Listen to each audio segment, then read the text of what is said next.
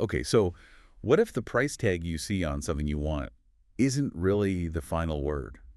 Hmm. What if it's more like just the start of a conversation? Right, an opening bid Yeah, almost. exactly.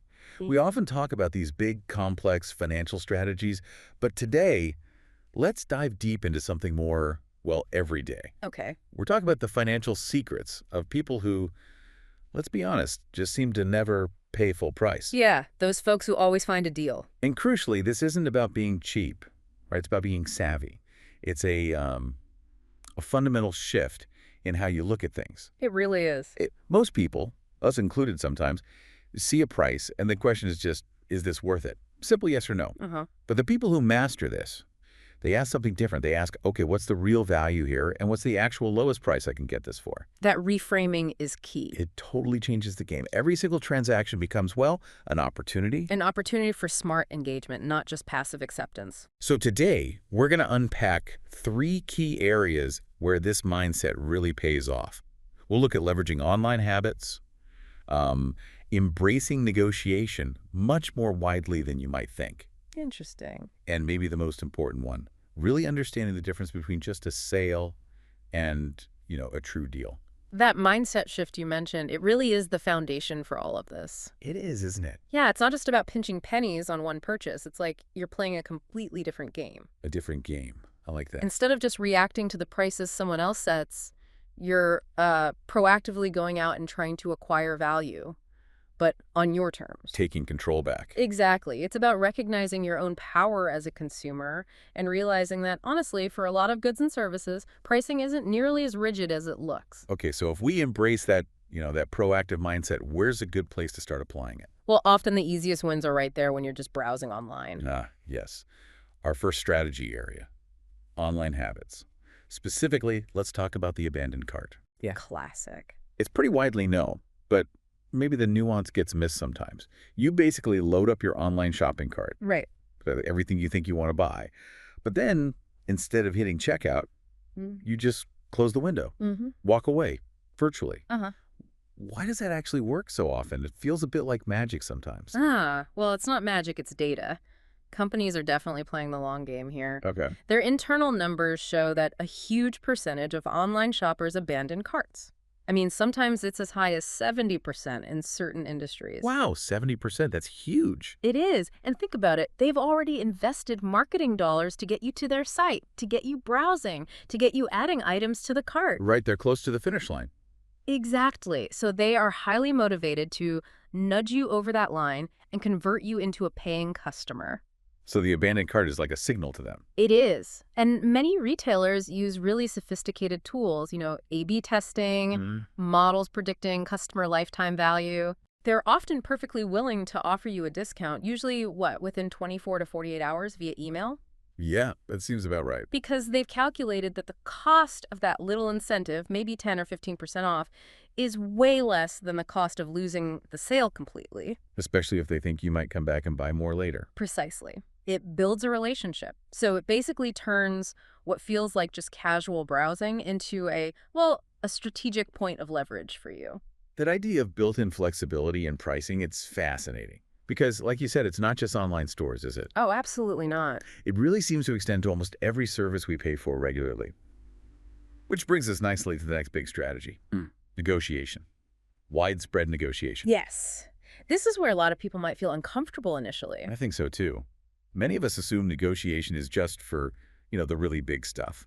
Buying a house, maybe haggling over a car price. The traditional negotiation scenarios. Yeah, but these truly savvy savers, they're negotiating almost everywhere. They're actually calling their internet provider, their cell phone company, their insurance agent, even their, gym membership office, and they're just asking. But how they ask is important. Okay. So it's not just a blunt, hey, can I get a discount? What's the smarter way to approach it? That's a really critical distinction. It's generally less effective to just demand a discount. It's much better to, say, inquire about options or express a specific need. Okay, like what? Give me an example. Sure. So instead of saying your bill is just too high, you might try something like, hi, I'm just reviewing my monthly expenses and I wanted to make sure I'm currently on the best possible plan for my needs. Are there any current promotions or maybe loyalty programs I might qualify for. That sounds much less confrontational. It is. Or another approach.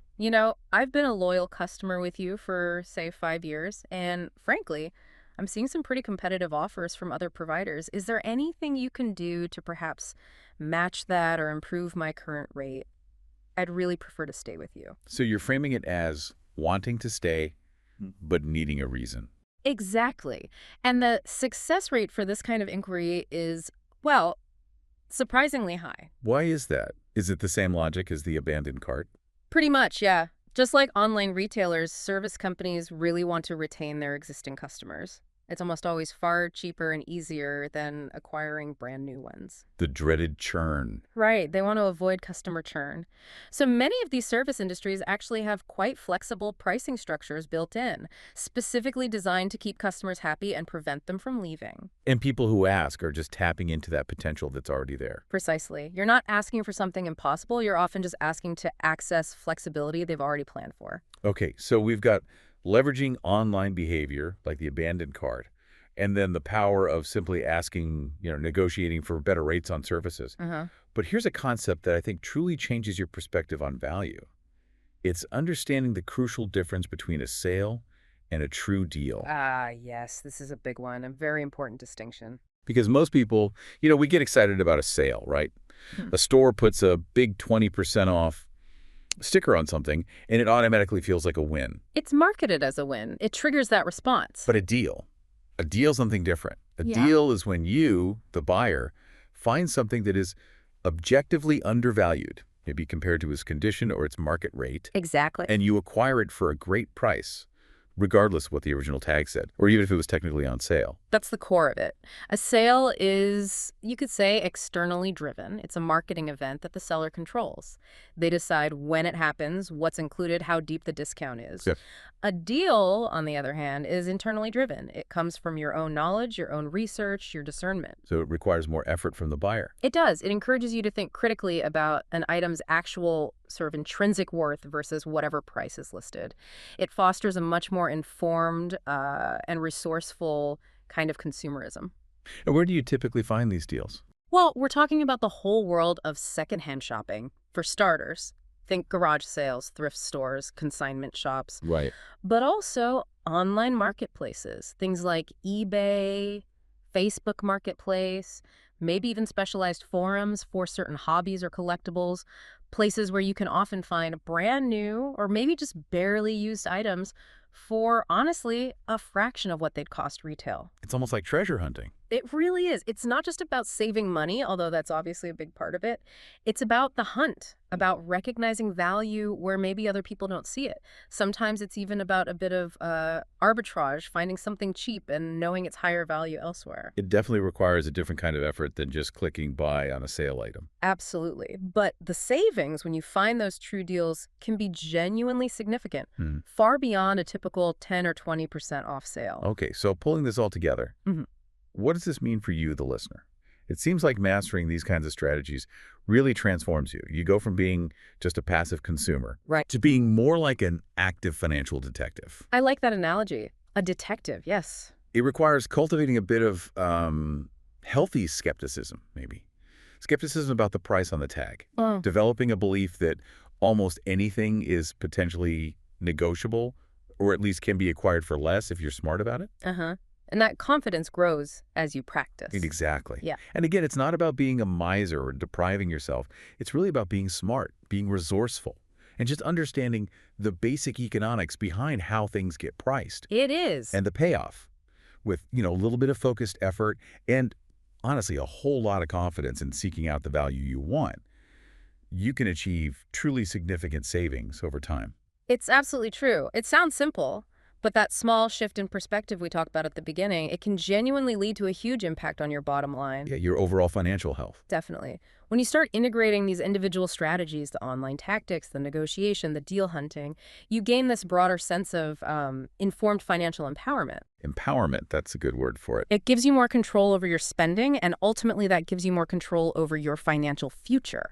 It really reshapes your entire relationship with buying things. So maybe the final thought for everyone listening is this. The next time you see a price tag, just pause for a second. Hmm. Ask yourself, okay, is this really the final price? Or is this maybe just the beginning of finding a much better deal?